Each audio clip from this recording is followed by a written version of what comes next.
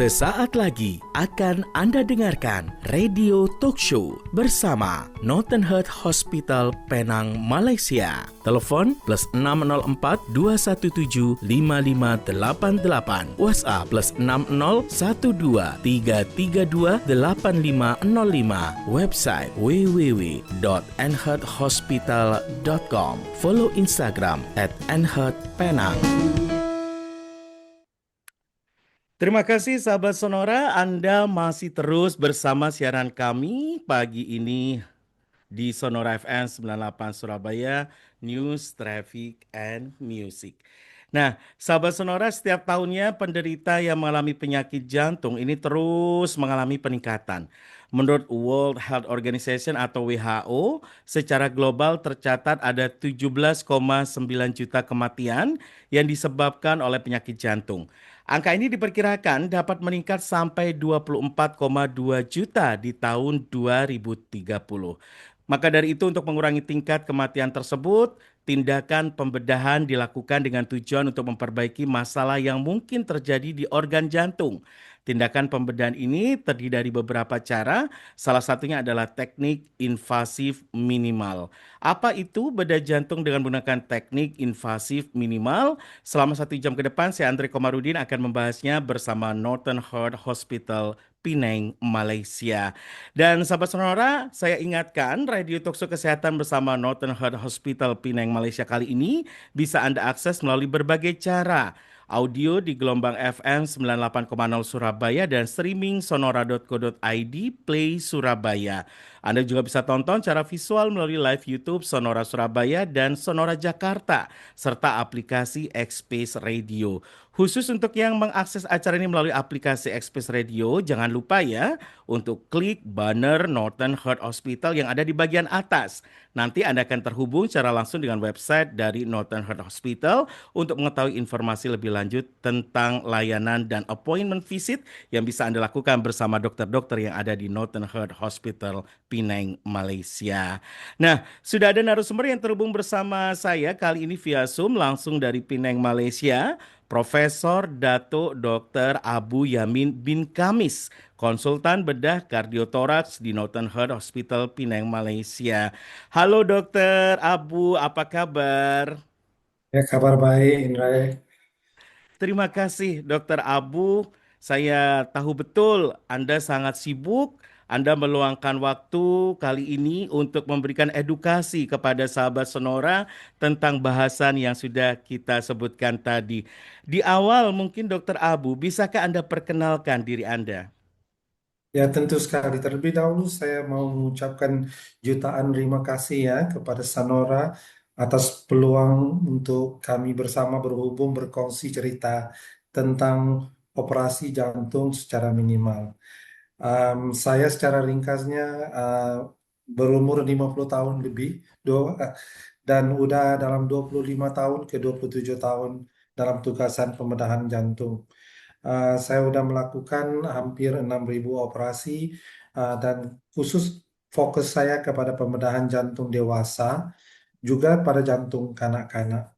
Untuk tajuk pada hari ini saya akan coba berkongsi cerita tentang pengalaman saya dan juga untuk dikongsikan bersama para pendengar tentang bagaimana kita dapat memahami perbedaan cara pembedahan secara konvensional dan juga cara yang teknik yang terbaru ini.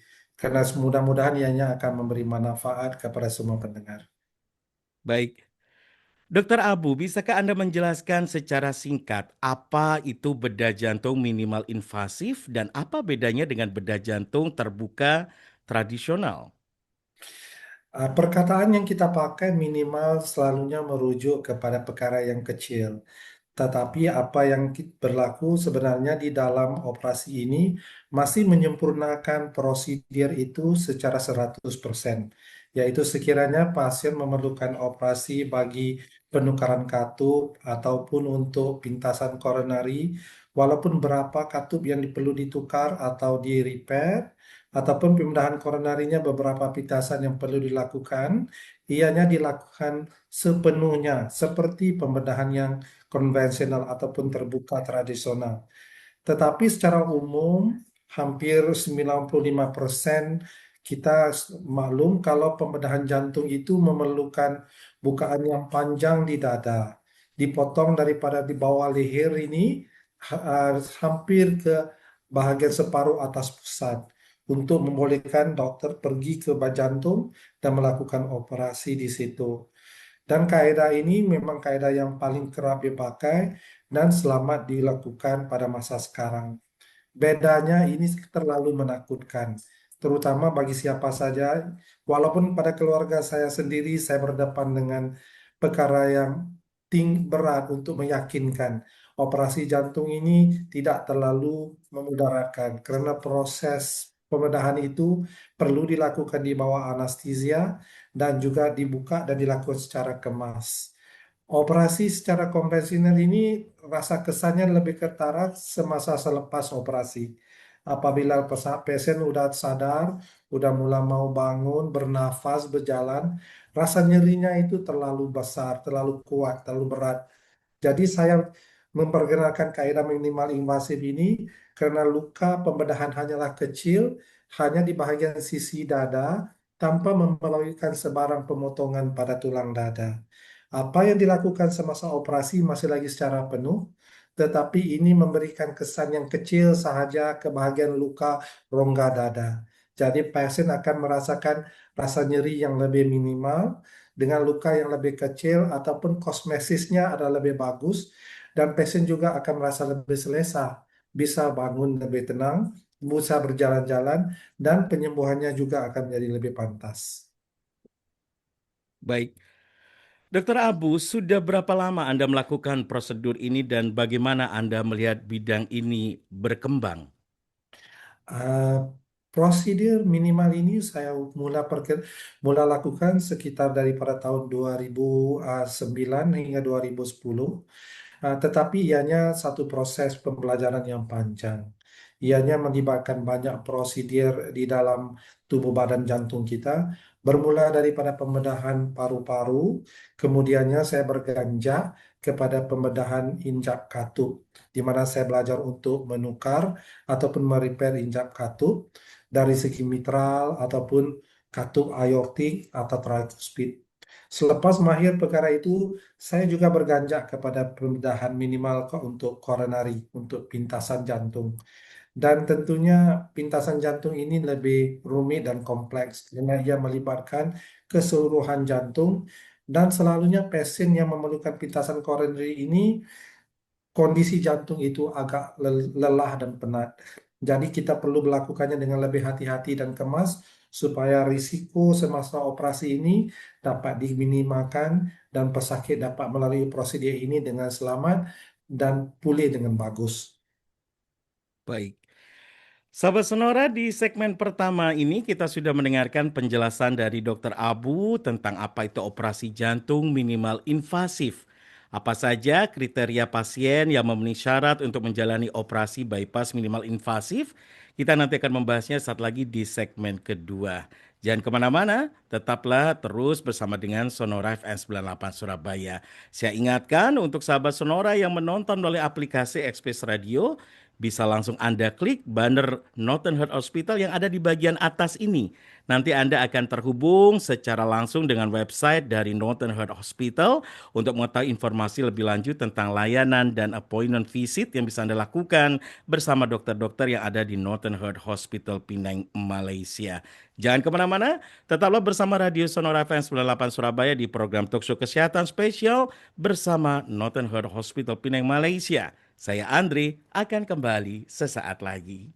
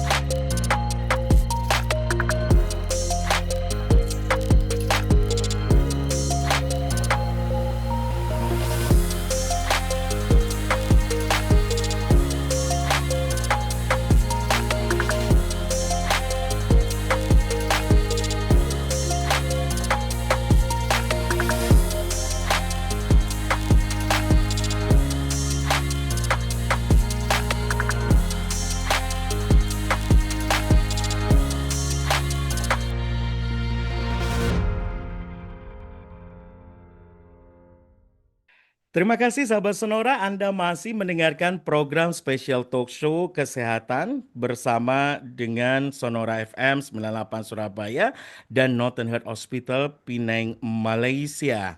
Di radio Sonora FM 98 Surabaya ini kita masih bersama Profesor Dato Dr. Abu Yamin bin Kamis, konsultan bedah kardiotorak di Northern Heart Hospital Penang, Malaysia.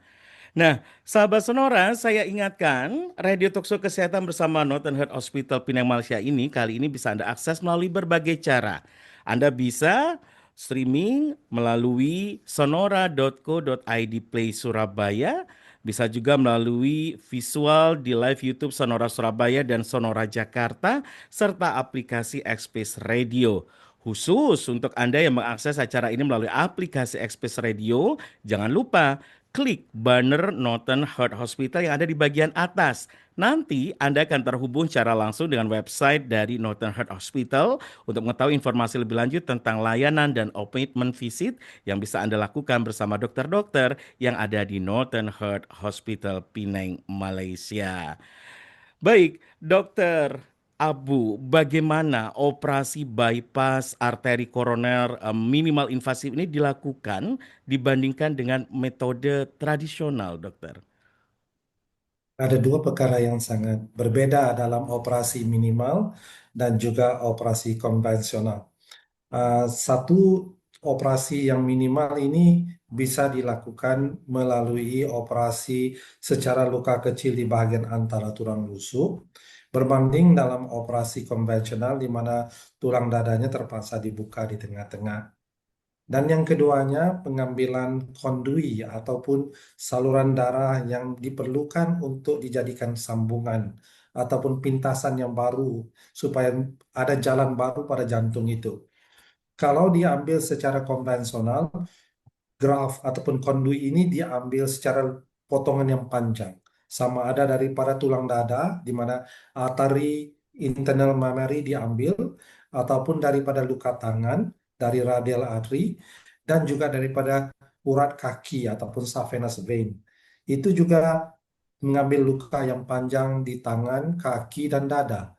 Maka pasien akan merasakan operasi ini terlalu traumatis, terlalu berat karena penuh dengan luka-luka di badan. Pemulihannya akan juga jadi lambat dan rasa nyerinya juga besar. Dalam operasi minimal, kita bisa mengambil kondui di dada ini juga melalui luka yang kecil, manakala saluran darah di tangan juga melalui luka-luka yang halus saja, dan dengan kaki kita bisa mengambil secara scope, yaitu melalui kamera. Jadi dengan kamera itu masuk di bawah kulit dan dikeluarkan urat darah itu tanpa sebarang potongan di atas kulit. Jadi lukanya hanya kecil dan amat bagus khususnya kalau pasien mempunyai penyakit diabetes di mana luka-lukanya sukar untuk pulih. Yang keduanya dalam operasi pintasan koroneri secara minimal, kita melihatnya terus ke atas permukaan jantung dan kita khusus kepada saluran-saluran yang dapat dilihat dekat dengan kulit dada kita apabila dibuka. Jadi sambungan dibuat dengan penuh hati-hati dan juga akan membolehkan penyambungan itu lebih kemas. Kita bisa lakukan pada jumlah pintasan sama ada 2, 3, ataupun 4 dan 5. Itu semua akan membolehkan darah sampai ke jantung dengan lebih bagus. Jadi operasi yang dilakukan di bahagian dalam adalah 100% sebagus operasi yang dapat dilakukan melalui luka yang besar. Jadi Mhm. kita dapat mengelakkan rasa sakit apabila tulang dada ini terpaksa ditaruh wire ya untuk dikekalkan kembali dan dijahit panjang, dan kita juga dapat membolehkan pasien selepas itu bernafas dengan lebih bagus karena tidak ada gangguan pada rongga dada. Itu dua perbedaan yang jelas dalam pemeriksaan secara konvensional dan juga operasi secara minimal. Dokter Abu, apa saja kriteria pasien yang memenuhi syarat untuk menjalani operasi bypass minimal invasif ini? Daripada pengalaman saya ketika mula-mula menceburi untuk minimal ini, saya asalnya agak memilih ya untuk kasus-kasus yang saya kira tidak kompleks, di mana hanya kasus-kasus yang mempunyai jumlah pintasan 2 atau 3 saja yang saya akan bikin. Dan saya juga memilih hanya dilakukan pada pasien-pasien lelaki ataupun yang berbadan kecil aja. Tapi sekarang selepas melakukan lebih ratusan operasi dalam proteksi ini, saya kira kebanyakan pasien hampir 95% yang memerlukan pintasan dapat dilakukan, nggak kira sama ada pasien ini lelaki atau perempuan, bertubuh kecil atau bertubuh besar, ataupun salur darahnya itu kecil ataupun salur darahnya itu lebih kembang. Cumanya saya dapati kalau jantung itu terlalu bengkak ya, karena kondisi jantung itu yang udah terlalu lama dengan kontraksi pumpanya sudah terlalu sangat ganggu, yaitu kurang dari 30%, saya kira risikonya agak terlalu tinggi kalau dilakukan secara minimal. Jadi saya lebih menyarankan operasi minimal untuk kasus-kasus lain dan juga untuk kondisi yang memerlukan kombinasi prosedur, bukan saja bypass. Mungkin pasien ada bypass bersama katup yang perlu ditukar, ataupun ada kondisi seperti jantung berlubang termasuk bypass, itu juga bisa dilakukan secara minimal. Jadi saya kira uh, lingkupan pasien yang bisa dilakukan secara minimal udah mencapai hampir 95% dari keseluruhan kasus-kasus yang ada. Baik. Apakah semua penyumbatan koroner ini cocok untuk pendekatan tersebut? Apakah ada keterbatasannya, Dokter Abu? Untuk sehingga hari ini saya udah melakukan bukan aja pintasan yang straightforward, kita juga melakukan pintasan untuk kasus-kasus yang lebih rumit. Contoh yang kita udah lakukan seperti myocardial bridging, apabila salur darah itu mengalami penyempitan karena ketebalan otot jantung itu sendiri. Dan kondisi ini memerlukan kita untuk memotong otot-otot jantung secara lebih berhati-hati sehingga urat darah itu betul-betul tidak lagi terjepit. Makanya itu juga udah bisa dilakukan secara minimal. Kita juga udah lakukan untuk prosedur seperti chronic total occlusion (CTO) dan kita dapat lakukan pintasan walaupun di kawasan urat darah jantung yang udah tersembunyi di belakang jantung. Jadi saya kira limitasi dari segi jenis-jenis pintasan koronari ini sangat kecil dan kebanyakan kasus bisa dilakukan secara minimal. Dokter, kita sekarang fokus ke masalah bedah katup. Apa penyebab dan gejala utama yang dapat mengakibatkan masalah katup jantung? Pada titik manakah gejala-gejala ini biasanya menjadi cukup serius sehingga memerlukan pembedahan, dokter? Em, Masalah katup di negara kita dan juga di Indonesia sebagai tetangga hampir sama ya. Karena kita mempunyai kondisi sosioekonomi dan juga populasi penduduk yang hampir sama dari segi epidemiologinya. Jadi paling kerap berlaku adalah masalah ketika umur yang kecil mungkin daripada kelahiran, tetapi apabila kita udah meningkat remaja dan dewasa, kita bisa mendapat jangkitan infeksi pada terus diinfeksi pada katup ataupun infeksi yang berlaku di anggota badan kita yang lain. Uniknya dalam infeksi di anggota badan yang lain ini, apabila badan kita sendiri coba melawan kuman itu dan akhirnya menyerang sendiri katup dalam jantung kita, itu dipanggil kondisi reumatik. Manakala dalam kondisi infektif endokarditis, apabila infeksi pada katup, itu adalah kesan daripada jangkitan luka di mana-mana bahagian badan. Dan itu selalunya berlaku secara mendadak ya, yang menjadikan demam yang panas, badan yang jadi terlalu capek, dan Mhm, apa mau bernafas juga sukar ya, karena mhm, katup selalunya berfungsi untuk aliran darah pada satu hala aja. One way direction. mhm. Tetapi apabila katup itu sudah terganggu, aliran darah tidak dapat berjalan dengan bagus, sama ada ianya tidak dapat keluar, ataupun apabila keluar tidak dapat dibantu dan terus berpatah balik, maka kerja jantungnya akan menjadi lebih tinggi. Apabila jantung ini menjadi lebih-lebih tinggi lagi, maka jantung akan jadi mengembang dan menjadi bengkak. Dan selalunya ini akan menyebabkan paru-paru juga akan berisi air Mhm. dan kita akan rasa sukar bernafas. Ini kondisi yang paling kerap yang memerlukan operasi. Tetapi pada pasien-pasien yang berusia, yang berumur 60, 70, kadang-kadangnya ia akan mengalami masalah katup yang semakin keras dan menebal karena kalsiumnya udah semakin tebal di situ. Jadi pintu katup itu nggak bisa terbuka lagi. Mhm. Engsel sendinya udah jadi keras. Jadi Hmm. kondisi ini menjadikan katup itu sempit, maka itu juga perlu ditukar. Itu adalah kondisi yang paling kerap berlaku ketika usia udah mencapai lebih dari 60 tahun. Mhm. Tetapi ada juga perkara yang udah ada daripada kita kecil ya, dilahirkan dengan kondisi yang dipanggil bicuspid aortic. Itu tidak jadi apa-apa gejala semasa kita membesar, bekerja, sampai kita pensiun. Tapi pada umur 60-70 katup yang dua pintu ini udah tidak mencukupi untuk kondisinya karena berlaku juga pengerasan, tapi lebih awal ia menjadinya. Mhm. Jadi itu menyebabkan uh, simptom yang lebih jelas, gejala yang kuat kepada pasien dan operasi kadang-kadang diperlukan untuk menukar katup itu. Baik. Dalam hal perbaikan atau penggantian katup, dokter, katup mana yang paling umum dirawat dengan operasi minimal invasif? Pada hari ini operasi minimal invasif bisa dilakukan pada semua katup. Hmm. Dalam jantung kita, kita ada 4 katup, dua di sebelah kanan Mhm. dan dua di sebelah kiri. Katup yang pertama bagi setiap bahagian kiri dan kanan adalah untuk menerima darah masuk ke dalam jantung.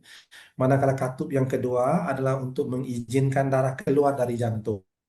Jantung di sebelah kanan akan pompa kerjanya, pompa darah ke paru-paru untuk dapatkan oksigen. Manakala jantung di sebelah kiri akan pom darah daripada yang udah ada oksigen ke satu badan. Makanya kalau dari segi keperluan operasi, yang paling kerap datang adalah mitral. Karena mitral ini berada di sebelah kiri dan ianya menerima darah kesan daripada pressure yang paling tinggi dalam jantung. Misalan contohnya, kalau kita mempunyai bacaan tekanan darah 140 over Mhm. 80, katup mitral terpaksa menutup pada bacaan yang lebih tinggi dari 140. Hmm. Makanya katup mitral ini akan mudah cedera atau mudah uzur ya, degeneratif. Makanya ia selalu menghadapi masalah. Dan ianya yang paling kerap dioperasi. Ada juga katup mitral yang nggak mau terbuka dalam kondisi reumatik itu, dan itu juga memerlukan operasi untuk diganti secara minimal yang kita lakukan di sini. Dan sekarang kita udah melakukan operasi minimal kepada katup aortik. Ada juga satu kondisi yang dimana pasien-pasien yang udah mengalami kecacatan jantung dari lahir ya, yang dipanggil tetralogy of Fallot, itu adalah kondisi di mana ada jantung berlubang dan juga paru-parunya nggak terbentuk dengan bagus. Hmm. Jadi operasi dilakukan ketika pasien masih lagi anak-anak, ketika berumur 6 tahun atau setengahnya sampai umur 6 bulan. Dan jantung itu lubangnya akan ditutup dan jalan ke paru-paru yang sempit itu akan dibuka. Dan ini menyebabkan katup pulmonari itu nanti menjadi mudah bocor. Jadi Hmm.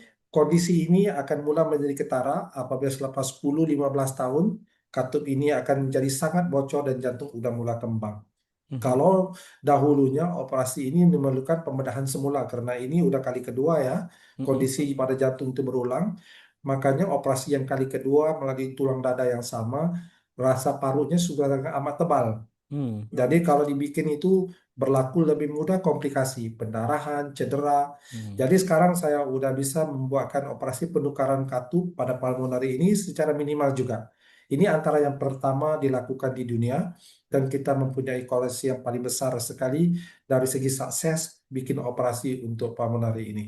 Baik. Dan yang paling menarik, operasi dari segi repair pada mitral sebenarnya operasi yang cukup bagus. Karena jika kita bisa merepair mitral itu, ke ke keadaan jantung itu akan menjadi sebagus jantung orang yang nggak ada sakit apa-apa. Hmm. Jadi secara langsungnya usianya, tempo hayat umurnya bisa mencapai sama seperti orang yang nggak ada sakit. Baik. Jadi kita rasa itu adalah perkara yang sangat bagus untuk mana-mana pasien yang memerlukan operasi dari segi repair pada katup. Tapi sekiranya perlu ditukar, kita akan bisa untuk menukarkan katup Mhm. itu. Mhm. Dokter Abu, banyak orang yang masih bingung bagaimana cara mengakses jantung tanpa mekanisme membuka dada dalam prosedur operasi ini. Untuk kedua-dua jenis operasi, operasi yang pertama kita katakan untuk bypass ya, untuk pintasan koronari, luka pada dada itu adalah melalui tulang rusuk. Hmm. Manakala alatan yang kita pakai adalah alatan yang bisa menyelak tulang rusuk itu untuk memberikan pandangan yang mencukupi, kita bisa lihat salur darah, kita bisa lihat pembuluh darah yang besar, supaya kita bisa masukkan alatan-alatan khusus yang panjang untuk membolehkan operasi dilakukan. Kita juga merehatkan jantung dengan bantuan mesin bantu jantung, yaitu heart lung mesin, yang dimasukkan melalui celah paha ya. Dari celah paha itu kita akan masukkan tiup supaya jantung itu dapat rest, dapat direhatkan dan dikasih obat. Maka maka kita bisa bikin jahitan operasi pintasan pada saat permukaan jantung. Manakala operasi yang kedua dari segi katup, kita menggunakan kamera sistem. Mhm. Kamera sistem ini kita akan masukkan kamera menggunakan scope dalam bukaan 8 milimeter, dan kita juga akan menggunakan apa yang dipanggil working port insisi dalam sekitar 3 ke 4 cm. Maka kita akan memasukkan uh, chopstick operasi ya yang panjang-panjang, yang mempunyai gigi, Mhm. yang mempunyai pemegang benang, jarum, dan juga gunting-gunting yang dipegang secara panjang. Dan itu membolehkan kita melihat pada kamera dan memasukkan uh, gunting dan juga membuat operasi sekitar katup-katup itu. Mhm. Jadi saya kira peralatan-peralatan semakin modern. Ada juga kita menggunakan kamera 3 dimensi, yaitu Mhm. 3D system, yang dimana kita bisa melihat secara jelas kedalaman, berapa jauh, berapa tebal, supaya kita dapat membuatkan operasi secara lebih tepat dan akurat. Baik. Dokter, jenis penggantian katup apa yang biasanya digunakan, mekanisme atau biologis, dan bagaimana keputusan ini dibuat, dokter? Ini adalah selalu menjadikan bicara kita sama pasien begitu conflicting ya. Mhm. Karena dalam dua jenis katup ini, katup pertama yaitu mekanikal, ianya dibuat daripada titanium dan cadmium. Katup ini dicipta untuk membolehkan sebarang usia hayatnya bertahan selama mungkin. Karena ianya adalah mechanical tanpa memerlukan sebarang pertumbuhan lagi untuk kekal berfungsi di dalam jantung. Cuma bedanya dalam katup ini, ianya mempunyai permukaan logam. Hmm. Dan jika berlaku pertemuan logam dengan darah, maka akan berlaku pemekatan darah dan juga darah beku di situ. Mhm. Untuk mengelakkan berlaku darah beku, maka pasien yang mengambil mekanikal terpaksa makan obat gincir darah yang khusus. Mhm. Biasanya kita diberikan warfarin ya, perlu diperiksa ANR-nya lebih kerap, mungkin dalam 1 bulan 1 kali, 2 bulan 1 kali, dan kepekatan darah kita akan dicairkan menggunakan warfarin ini, yang tahap kecairannya berbeda-beda mengikut posisi katup itu. Mhm. Katup mitra mempunyai kepekatan yang paling cair sekali kalau Hmm. dikasihkan obat, karena ia memerlukan pressure yang tinggi. Manakala katup aortik agak rendah dikit. Tapi sekiranya kedua-dua katup ditukarkan, maka bacaannya akan jadi lebih tinggi. Dalam bacaan INR sekitar 3 lebih ya. Mhm. Masalah yang mungkin akan timbul, setiap obat gincir darah warfarin ini masih ada sedikit risiko bisa berdarah sendiri dalam badan. Hmm. Ia bisa berdarah di mata, kadang-kadang kita berus gigi, tiba-tiba gusi kita jadi luka ya. Dan ataupun kalau kita bermain berolahraga, Hmm. bisa luka di dalam sendi-sendi lutut, sendi-sendi kaki, sendi kaki. Dan ada kondisi yang lebih serius, berlaku pendarahan di dalam otak yang bisa menyebabkan stroke dan membahayakan di pasien. Makanya ini adalah satu pertimbangan yang kita perlu tahu. Dan kedua pilihannya yang ada adalah katup dari bioprostesis. Mhm. Di dalam industri asalnya diadakan 3 jenis katup daripada bioprostesis. Satu dari sapi. Sapi yang paling Hmm. ramai dipakai, paling banyak yang udah dianalisis, sehingga katup ada yang bisa bertahan karena umur katup ini juga ada tempo selam masanya. Common masanya adalah sekitar 10 ke 15 tahun. Mhm. Jadi jika yang sapi ini dirawat dengan lebih spesial, ada yang bisa bertahan sehingga 25 tahun. Baik. Manakala yang katup daripada porcine adalah harganya lebih rendah. tetapi ketahanannya sederhana. Jadi, Hmm. ianya juga menjadi satu pilihan yang agak bagus untuk dipakai. Yang ketiga, katup yang dibikin daripada kuda ya. Mm-mm. Nah, tapi ini nggak begitu populer karena kos pembuatannya yang terlalu tinggi. Mhm. Makanya dalam katup bioprostesis, katup itu sendiri perlu disesuaikan dengan umur pasiennya sendiri. Baik.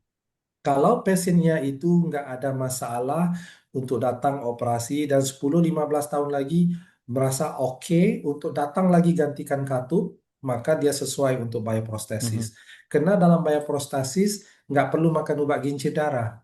Jadi dia rasa lebih aman. Dia nggak Hmm. perlu risau akan ada pendarahan mana-mana. Jadi kalau orang yang suka aktivitas yang begitu lasak ya, suka Mhm. panjat gunung, udah Mhm.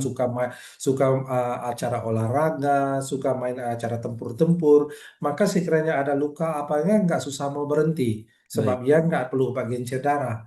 Tapi kalau makan mekanikal kita mau pergi prosedur, mau cabut gigi juga udah satu rumit Hmm. ya, udah kena hentikan obat, kena kalau berlaku luka di jari, mau terus ke hospital untuk hentikan pendarahan itu. Baik. Jadi ianya selalu ditimbangkan apa yang dimaukan oleh pasien. Mhm. Ada satu situasi yang lebih unik, terutamanya bagi kaum wanita yang agak muda, yang masih berpikir mau hamil, mau ada anak. Karena kalau diambil mekanikal, satu kali operasi bisa bertahan lama, tapi obat gencer darahnya nggak sesuai untuk ibu yang hamil Mhm. karena babynya akan bisa dapat kemudaratan. Makanya ditukarkan mau ambil bioprostesis. Hmm. Tapi kondisi begini dia perlu datang lagi operasi. Jadi perlu ada kesepakatan antara pengamal dokternya sama juga dengan pasiennya. Mhm. Dan juga paling pasien kena perlu tahu kalau udah ambil obat gizi darah, dia perlu pergi periksa kerap 1 bulan 1 kali ke Hmm. rumah sakit. Jadi adakah rumahnya ada hampir dengan rumah sakit atau enggak? Karena dia tinggal jauh di tempat Mhm. yang pendalamannya kemungkinan makan mekanikal nggak sesuai. Baik. Jadi kita selalu berbincang dengan pasien akan Mhm. kelebihan, akan kekurangan, dan apa yang sesuai dengan cara hidup, umurnya. Malah ada juga pasien yang nggak suka mekanikal walaupun dia oke untuk makan Mhm. obat gizi darah, dia oke kalau mekanikal itu boleh bertahan lama karena mekanikal masih ada bunyi. Mhm. Kalau di diam malam ya, malam yang hening, Mhm. kita bisa udah dengar, walaupun cicak berbunyi kita bisa Mhm. dengar, maka katut mekanikal ada bunyi klik klik Hmm. klik. Jadi bunyi itu ada orang nggak bisa mampu bertahan. Mhm. Tapi ada orang kata ini udah irama hidupnya, jadi Baik. diterima aja. Jadi ini adalah perkara-perkara yang selalunya Mhm. dipikirkan sekali dan agak sukar mau dibikin. Kita akan bantu mana-mana pasien yang ada kekeliruan ini untuk beritahu kelebihan ataupun kekurangan apa katut yang Baik. dipakai. Baik. Sahabat Sonora, di segmen kedua ini kita sudah mendengarkan penjelasan dari Dr. Abu tentang perbedaan operasi jantung minimal invasif dengan operasi konvensional dan untuk pasien dalam kondisi apa saja teknik bedah ini direkomendasikan. Lantas, apa penyebab dan gejala utama yang bisa mengakibatkan masalah katup jantung? Pada titik mana juga gejala-gejala ini biasanya menjadi cukup serius sehingga memerlukan pembedahan. Kita akan membahasnya saat lagi di segmen ketiga nanti. Saya ingatkan kembali untuk sahabat Sonora yang menonton melalui aplikasi Express Radio, di bagian atas Anda bisa klik ada banner Northern Heart Hospital. Nanti ketika Anda klik banner ini, Anda akan terhubung secara langsung dengan website dari Northern Heart Hospital. Untuk mengetahui informasi lebih lanjut tentang layanan dan appointment visit yang bisa Anda lakukan bersama para dokter yang ada di Northern Heart Hospital Penang, Malaysia. Jangan kemana-mana, tetaplah bersama Radio Sonora FM 98 Surabaya di program Talkshow Kesehatan Spesial bersama Northern Heart Hospital Penang, Malaysia. Saya Andre akan kembali sesaat lagi.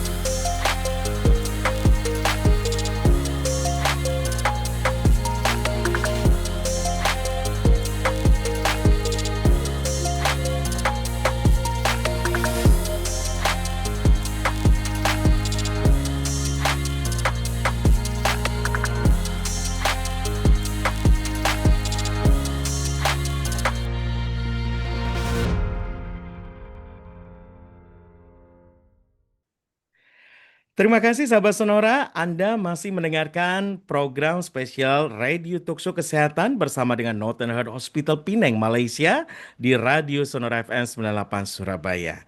Kita masih bersama Profesor Datuk Dr. Abu Yamin bin Kamis, konsultan bedah kardiotoraks di Northern Heart Hospital Penang, Malaysia.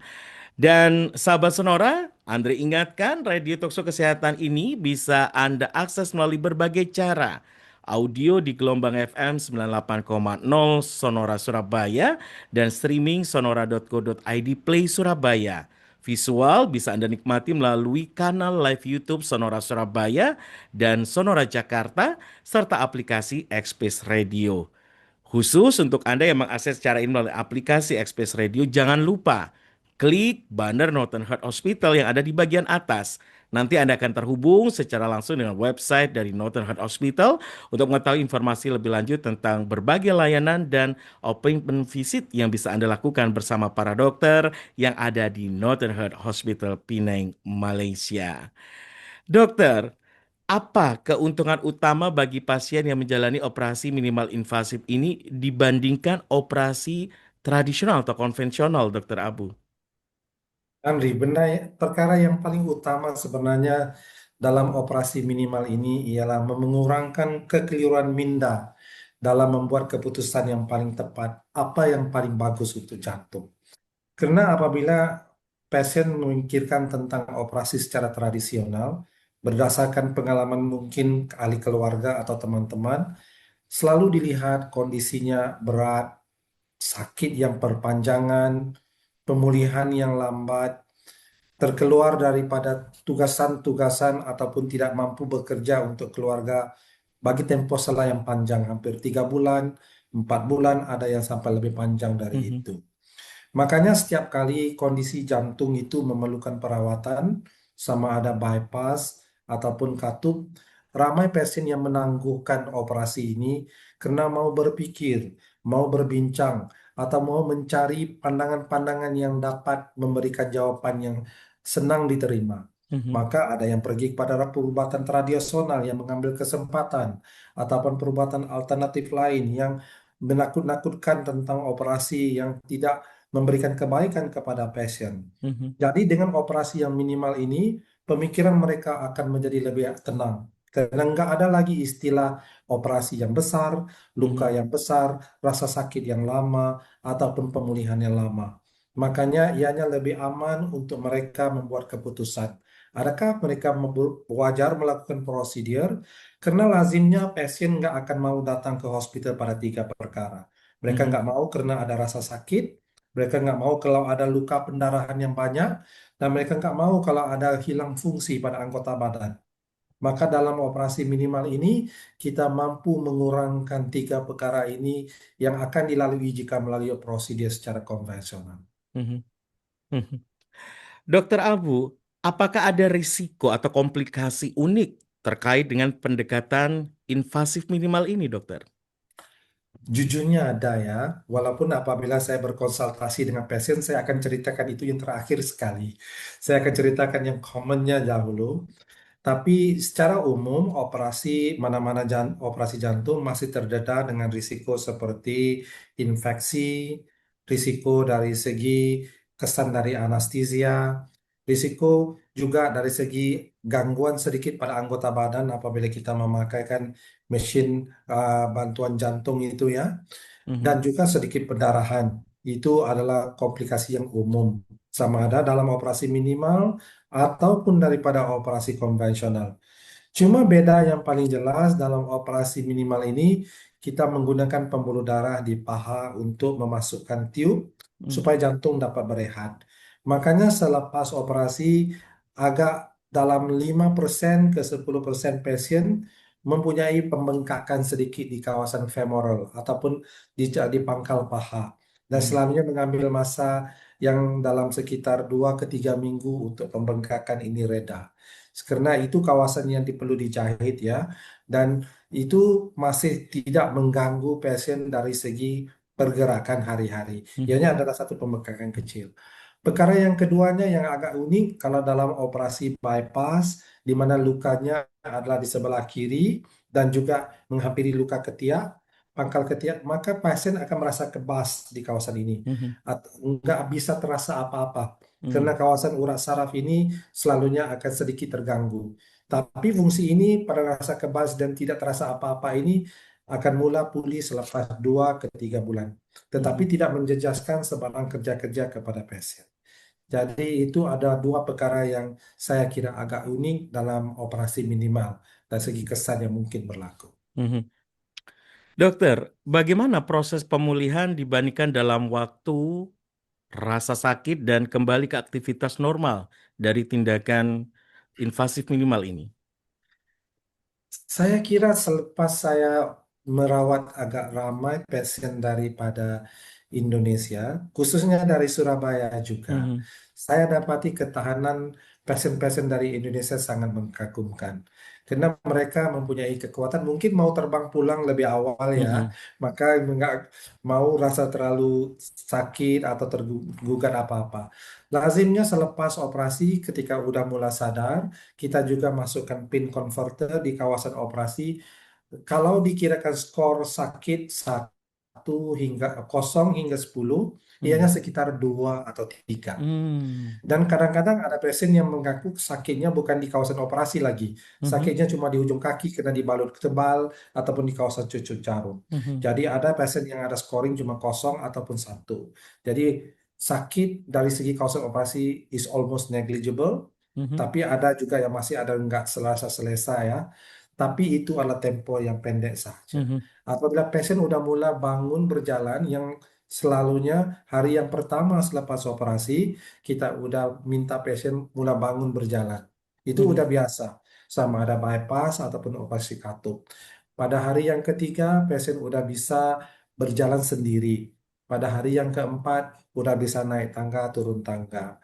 Itu progres yang biasa. Saya lah Mhm. suka membiarkan pasien lebih aktif secepat mungkin. Mhm. Untuk pulang ke rumah, kalau di Northern Heart, kita akan minta pasien balik ke hotel dalam hari yang kelima. Mhm. Dan kita akan kontrol semula pada hari yang uh, 7 hari selepas itu. Dalam masa 7 hari itu, lazimnya pasien akan diminta untuk berjalan mengikut step count.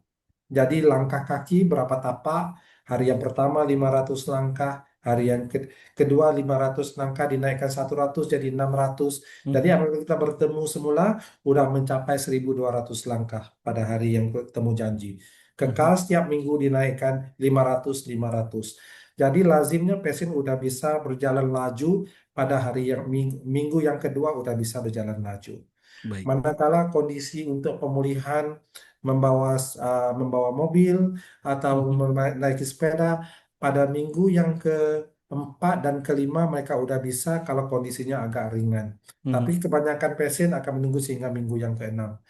Karena ujian kita udah bisa melakukan kajian ya. Dalam kajian yang dikeluarkan di British Medical Journal, Mhm. operasi minimal ini performance pasien pada minggu yang keenam adalah hampir sama dengan kondisi pasien pembedahan konvensional pada minggu yang ke-12. Jadi Mhm. pencapaiannya adalah separuh daripada itu. Baik. Jadi pada minggu ke-6 lazimnya pasien sudah bisa melakukan hampir 80 ke 90% aktiviti hari-hari. Mhm. Tapi yang paling menyeronokkan bagi setiap pasien kalau secara perbandingan, Mhm. khususnya bagi pasien yang pernah melalui operasi terbuka sebelum itu, adalah dahulu kalau selepas dipotong tulang dada, tidurnya kena perlu tidur tegak aja. Nggak Baik. bisa berpusing, berbaring, memeluk bantal, nggak bisa. Tapi kalau bisa operasi minimal ini, pada hari kelima sedar-sedarnya udah tidur berbaring, memeluk bantal seperti biasa. Baik. Jadi itu sangat aman bagi pasien semuanya. Baik.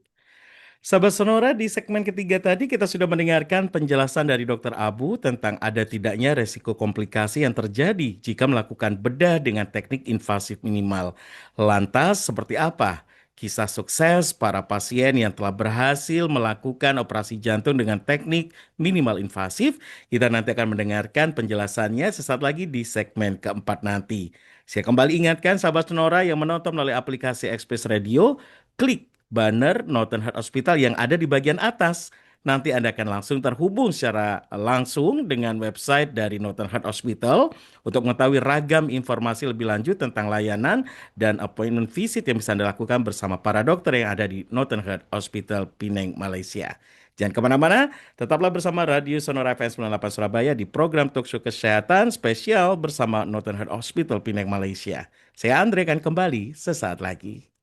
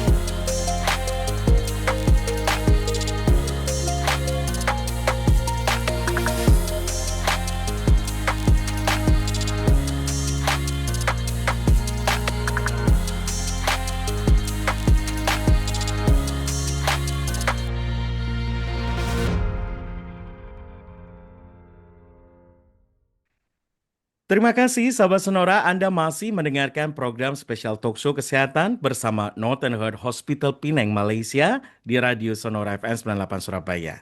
Kita masih bersama Profesor Datuk Dr. Abu Yamin bin Kamis, konsultan bedah kardiotoraks di Northern Heart Hospital Penang, Malaysia. Sahabat Sonora, saya ingatkan lagi, Radio Talkshow Kesehatan bersama Northern Heart Hospital Penang, Malaysia ini bisa Anda akses melalui berbagai cara. Audio di gelombang FM 98,0 Surabaya dan streaming sonora.co.id Play Surabaya. Visual Anda bisa nikmati melalui akun live YouTube Sonora Surabaya dan akun live YouTube Sonora Jakarta, serta aplikasi Xspace Radio. Khusus untuk Anda yang mengakses acara ini melalui aplikasi Xspace Radio, jangan lupa klik ya banner Northern Heart Hospital yang ada di bagian atas.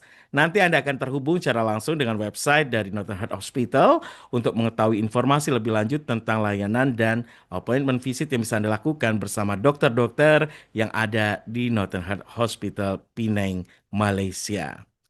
Dokter Abu, dapatkah Anda berbagi kisah sukses pasien yang benar-benar menggambarkan dampak operasi jantung minimal invasif ini, dokter? Um, saya mempunyai beberapa cerita, tapi kalau mau dipilih yang saya betul-betul ingatin, ada satu atau dua yang saya suka kongsikan. Yang pertamanya, saya udah bertemu dan udah melakukan operasi minimal kepada seorang pasien yang berumur 84 tahun untuk pintasan koronari. Itu pun beliau bukannya daripada bandar saya, tetapi dia telah membuat review dan bertanya pada ChatGPT ya. Zaman sekarang semuanya bertanya pada ChatGPT. Dari anaknya yang udah melalui operasi bypass, walaupun muda berumur 50 tahun, tetapi mengalami komplikasi pada luka dan Mhm, juga lambat pemulihan dan selalu sakit-sakit menjadikan dia agak gemetar apabila operasi itu perlu dilalui oleh dirinya sendiri. mhm, Makanya uh, pasien ini sebenarnya adalah seorang ahli musik yang agak terkenal di Malaysia.